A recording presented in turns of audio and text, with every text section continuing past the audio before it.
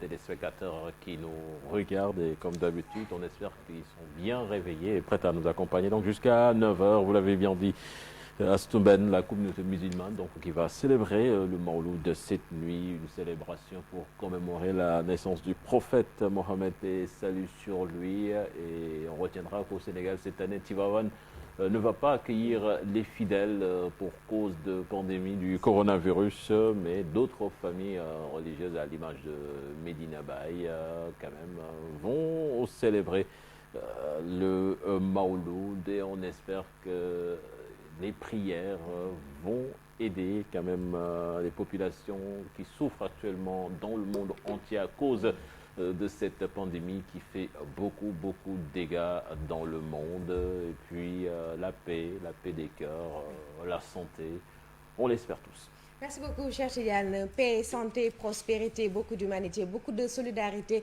dans le monde. C'est possible aussi la fin de l'immigration clandestine, la fin de la pandémie et aussi prière pour ces personnes qui vivent depuis plusieurs mois dans les eaux. C'est extrêmement difficile. Courage à tous et amine à nos chefs religieux. Merci beaucoup. Merci pour toutes ces prières. Nous sommes avec Modou Fall qui ce matin a changé de place. Il remplace le grand Bourba Djolof, le grand marabout. Il a fait il faut le dire.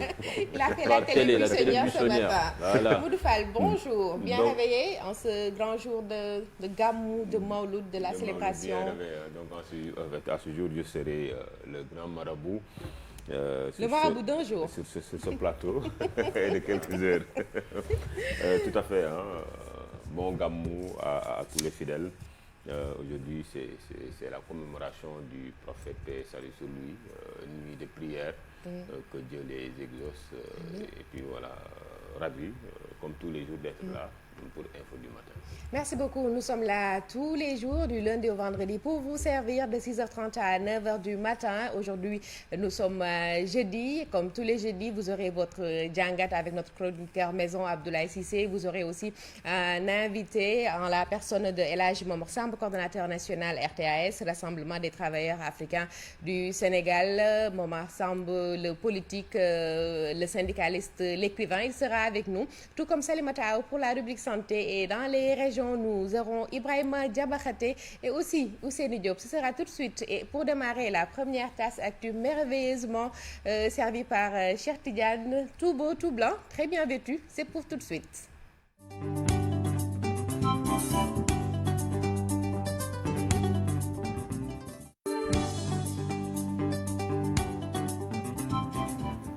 Merci à Stumben. Le Sénégal, dans l'attente de la formation d'un nouveau gouvernement, le chef de l'État a mis fin hier aux fonctions des ministres et secrétaires d'État, membres du gouvernement. Macky Sall a également mis fin aux fonctions du président du Conseil économique, social et environnemental. Une actualité qui sera donc débriefée dans cette émission, avec notamment Abdoulaye Cissé, notre chroniqueur du jour, et également notre invité, M. Samb de RTAS, membre également de la coalition Benno Bokk Yakaar. Nous parlons de ce phénomène qui fait des choux gras de la presse, les nombreuses victimes enregistrées ces dernières 24 heures en mer. À prétexte de ce reportage, nous avons essayé d'y voir plus clair sur ces pirogues souvent empruntées par les candidats à l'immigration clandestine au quai de pêche de Soumbédioune et au chantier naval situé à côté. Impossible d'apercevoir ces grosses embarcations. Les autorités ont interdit sa fabrication. Pourtant, la pirogue ayant fait une collision avec le patrouilleur de la marine est partie du quai de pêche de Soumbédioune. Un reportage signé Aminata Baresso et Diafaraba. Difficile de voir une pirogue spécialement conçue pour l'immigration clandestine à Soumbédioune. Sur ce quai, que des pirogues destinées à la pêche en haute mer.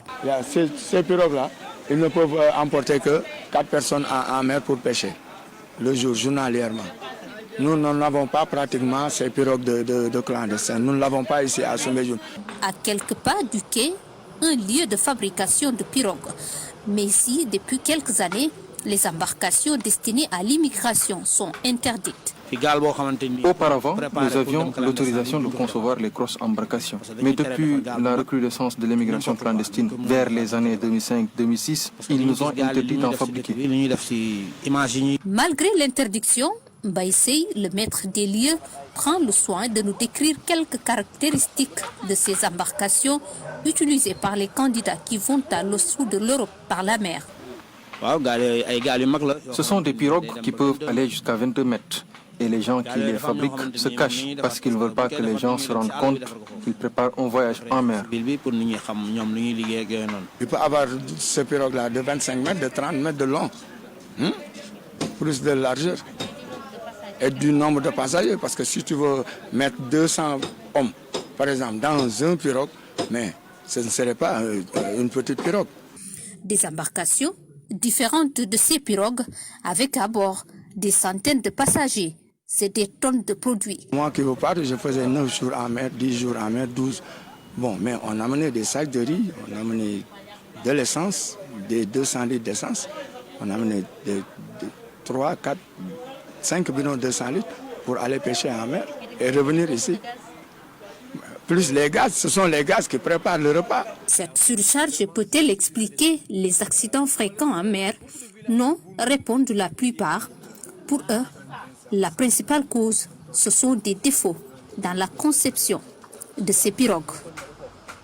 Des licenciements abusifs de milliers de travailleurs durant cette période de pandémie de la Covid jugée injuste par la CNTS-FC Authentique. Selon le secrétaire général de la centrale syndicale, beaucoup d'entreprises agissent illégalement contre leurs employés. Aujourd'hui, la structure veut jouer son rôle d'avant-gardiste afin de rétablir ces travailleurs dans leurs droits. Baha Odiong a profité de l'occasion pour s'attaquer à Cheikh Diop de la CNTS, Force du Changement, qui, selon elle, a avancé des propos fallacieux à son encontre dans la presse. Compte rendu signé Fatimata Touré et Younous Diatta. Malgré les 1000 milliards dépensés dans le plan de résilience économique de la Covid-19, la souffrance des travailleurs s'est accentuée selon le CNTS-FC Authentique. Des licenciements abusifs, des droits déjà acquis bafoués par des chefs d'entreprise jugés aberrants selon le secrétaire général du central syndical. Malgré les mesures d'urgence et de résilience, des centaines de travailleurs ont perdu leur emploi ou bien reçoivent tardivement leur salaire. Or, nous savons tous que l'État du Sénégal, en mettant en place la force Covid-19, avec près de 1000 milliards, voulait essentiellement préserver les emplois. Force est de reconnaître que la souffrance des travailleurs est plus accentuée avec des licenciements abusifs. La refonte des textes de l'IPRES et de la Caisse de sécurité sociale, une exigence aussi pour la CNTS-FC Authentique. L'IPRES et la Caisse de sécurité sociale, comme bien commun, ne doivent pas être aliénés par un groupuscule de personnes. Pour plus de transparence, l'audit contradictoire et externe est la seule issue permettant l'identification de tous les scandales dans la gestion de l'institution. Le central syndical s'est aussi prononcé sur le problème qui l'oppose avec Cheikh Diop, le secrétaire général de la CNTS-FC Force du Changement. Il juge ces déclarations fallacieuses et diffamatoires. La CNTS-FC réaffirme son indignation à voir cet homme cupide recevoir illégalement, depuis les dernières élections de représentativité contestées et pendantes devant la justice, des subventions auxquelles il n'a pas droit. Plusieurs secteurs touchés par la pandémie de la Covid-19. Aujourd'hui, beaucoup de travailleurs ont perdu leurs emplois. La CNTS-FC Authentique appelle l'État à intervenir devant cette situation désastreuse. Direction le nord du pays à présent. Après Ounaré, le vent de révolte des jeunes contre les maires s'intensifie dans le département de Canel. En colère contre la gestion de leur commune, un mouvement de révolte fédérant toutes les forces vives de la localité vient de lancer ces actions. Il s'agit pour eux de parvenir à améliorer le cadre de vie de cette ville qui souffre de tous les maux. Et pour ce faire, Les Canélois d'ici et d'ailleurs ont décidé de combiner leurs efforts. On voit cela dans cette correspondance signée Ali Bandelnian. Après Amadou Ounaré, où l'hôtel de ville vient d'être saccagé par des jeunes en furie protestant contre la gestion jugée catastrophique du maire, le mouvement de révolte s'intensifie jusqu'à la ville de Kanel. Malgré le vent de contestation depuis des années, cette ville, capitale départementale, peine à sortir des ténèbres. Les membres de la classe politique aux commandes sont accusés de tous les noms. Porté par des émigrés, le mouvement Kanel Yara Yesso vient d'être lancé. C'est un mouvement citoyen qui a constaté vraiment que Kanel a beaucoup de difficultés.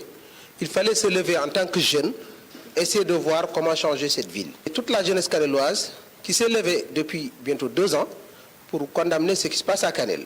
Actuellement, on constate que rien ne va dans tous les secteurs. Il fallait quand même se lever pour dire ça suffit maintenant.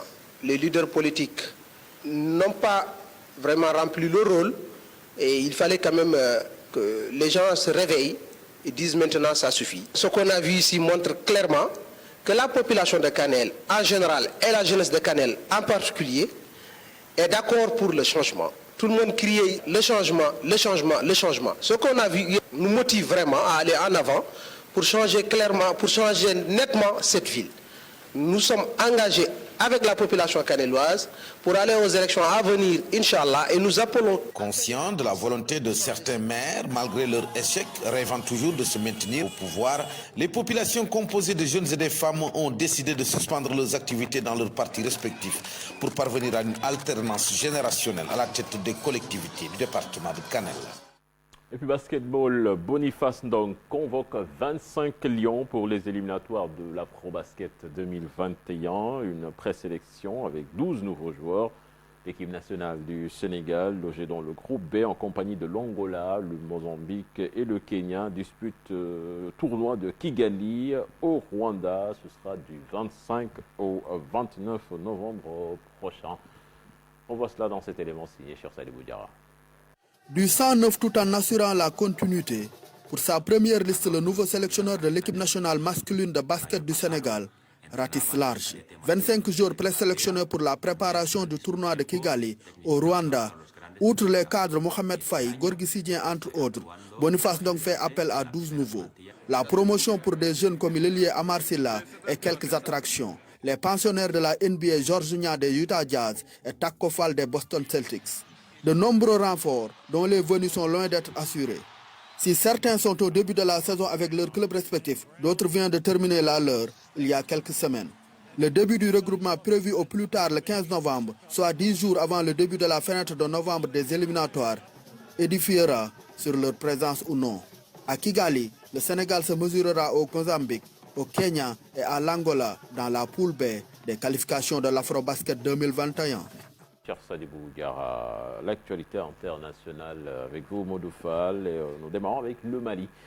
Procès de l'attentat à la terrasse de Bamako, la peine de mort prononcée pour le Mauritanien co-prévenu. Tout à fait, cher Tidiane Diaw. Après un coup rapide délibéré, la Cour d'assises antiterroriste de Bamako a reconnu mercredi 28 octobre le Mauritanien Fawez Ould Ahmed alias Ibrahim Adis, coupable d'appartenance à un groupe djihadiste d'homicide en lien avec une entreprise terroriste et de financement du terrorisme.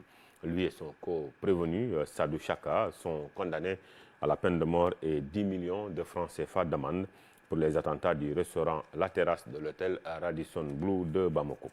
En Côte d'Ivoire, il n'y aura pas d'élection présidentielle. C'est ce qu'a annoncé le porte-parole de la plateforme de l'opposition. Contrairement à Alassane Ouattara, président et candidat, Pascal Afingessa estime que l'opposition va se battre pour la non-tenue de l'élection présidentielle ce samedi. Plus de détails avec Pape Farening. Ouattara ne peut pas dire qu'elle aura lieu, cette élection, puisque nous nous battons pour qu'elle ne se déroule pas. Et nous ferons en sorte que cette élection n'ait pas lieu, parce que... Pour nous, il n'y aura pas d'élection samedi prochain, affirme Pascal Afingessa. Nous, ce sont l'ex-président Henri Konan Bédié et lui-même. Le porte-parole de la plateforme de l'opposition précise « Nous nous battons pour qu'elle ne se déroule pas ». Il y aura des barrages, les bureaux de vote ne seront pas ouverts, le pouvoir ne pourra pas déployer des dizaines de membres des forces de l'ordre dans chaque bureau de vote. et il sera impossible d'organiser une élection sereine, digne de son nom, qui sera reconnue par la communauté internationale. Au président Ouattara qui accuse l'opposition d'être derrière les violences qui ont causé la mort de plusieurs dizaines de civils depuis 2 mois et demi, Pascal Affi N'Guessan répond. Les morts ont commencé à partir du moment où Alassane Ouattara s'est déclaré candidat le 6 août dernier. C'est lui qui est la source de l'instabilité. Il se conduit de façon tyrannique et despotique. Et ce sont des miliciens. Et ce sont ces miliciens qui attaquent. Un tête-à-tête Ouattara-Bédié est-il encore possible? À cause de la crise de confiance, on a dépassé les stades du tête-à-tête. Mais Henri Konan Bédié est d'accord pour un dialogue sous la facilitation d'une personnalité africaine hors CEDEAO, répond l'opposant ivoirien. De bonnes sources, l'ancien président Bédié aurait approché l'ONU pour proposer comme facilitateur un ancien chef d'État d'Afrique de l'Est, bien que Pascal Affi N'Guessan et Laurent Gbagbo président 2 courants opposés du Front populaire ivoirien. Le premier veut croire que ces divergences avec le second sont en train de s'aplanir avec la destruction par le feu de la maison de Bongouani. Il y a quelques jours, Laurent Gbagbo m'a appelé, révèle Pascal Affi N'Guessan. Au FPI, c'est lui le chef, mais s'il décide de promouvoir une nouvelle génération d'hommes politiques, je suis disponible, ajoute l'ancien Premier ministre qui ne cache pas son ambition de succéder Laurent Gbagbo à la tête d'un FPI réunifié et qui se dit favorable, comme Alassane Ouattara, au rétablissement d'une limite d'âge pour les candidats aux futures élections présidentielles. Pape Farening en Algérie, le président Abdelmajid Tebboune, hospitalisé à Alger, a été transféré en Allemagne pour des examens médicaux approfondis, a annoncé la présidence dans un communiqué. Après des cas suspects de Covid dans l'entourage du chef de l'État, le transfert du président Tebboune a été fait sur recommandation du staff médical. Algérie toujours, la monumentale grande mosquée va accueillir la première prière collective ce 28 octobre, initiée par l'ancien président Abdelaziz Bouteflika, dont la construction s'est achevée il y a 1 an et demi. La première prière collective coïncide avec le Maoulid. La grande mosquée possède un minaret qui culmine à 267 mètres, le plus haut du monde. En France, Emmanuel Macron annonce un nouveau reconfinement légèrement revu par rapport à celui du printemps. Un reconfinement qui débute donc ce vendredi 29 octobre pour contrer la deuxième vague du virus. Nous l'écoutons. J'ai décidé qu'il fallait retrouver, à partir de vendredi, le confinement qui a stoppé le virus. Tout le territoire national est concerné, avec des adaptations pour les seuls départements et territoires d'outre-mer. Mais parce que nous avons appris des événements du printemps, ce confinement sera adapté sur 3 points principaux. Les écoles resteront ouvertes, le travail pourra continuer, les EHPAD et les maisons de retraite pourront être visitées. Quelles seront les règles de cette nouvelle étape? Et le gouvernement, demain, les détaillera lors d'une conférence. Donc Emmanuel Macron qui a annoncé un nouveau confinement. En France, l'ONG humanitaire Baraka City, accusée par le gouvernement de faire le jeu de l'islamisme radical, a été dissoute en Conseil des ministres. Le gouvernement français l'accuse de relations au sein de la mouvance islamiste radicale et de se complaire à justifier des actes de terroristes, a précisé le ministre de l'Intérieur, Gérald Darmanin. La Turquie assure qu'elle va prendre une voie judiciaire et diplomatique après la publication d'une caricature de son président, Recep Tayyip Erdogan, parue en une dans Charlie Hebdo. Gabriel Attal, porte-parole du gouvernement, affirme que la France ne renoncera jamais à ses valeurs. C'est tout pour cette page internationale, Cheikh Tidiane Diaw. Voilà, merci à vous, Mamadou Fall, car on n'a pas l'habitude de commenter les informations, mais quand même, ça c'est de la provocation. En tout cas, il ne lâche pas le morceau avec les caricatures. Merci beaucoup, Mamadou Fall. Merci, Cheikh Tidiane, pour cette première tasse actu, servie avec plaisir. L'actualité nationale et internationale qui a été gérée par Mamadou Fall. On aura, je pense, la deuxième tasse à 8h, juste après l'invité de RFM Matin, Babacar Fall, qui reçoit à 7h40 Pape Amadou Fall, journaliste et analyste politique. Tout de suite, deuxième